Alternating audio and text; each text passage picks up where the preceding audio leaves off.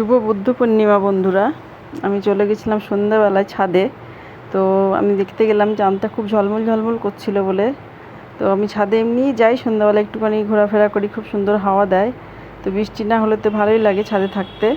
আজকে বৃষ্টিও হয়নি, আর আকাশটাও ছিল খুব পরিষ্কার, দুটোই একেবারে সোনায় সোহাগা ছিল।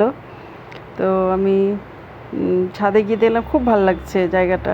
আমাদের কলেজ মোড়ের রাস্তা এটা, আমি ছাদ থেকে তুলেছিলাম ভিডিওটা। তো এত সুন্দর লাগছে, আমার ভালো লাগলো, তাই আমি ভিডিওটা করে ফেলেছিলাম। ভিডিওটা ভালো লাগলে লাইক করবেন। Thank you.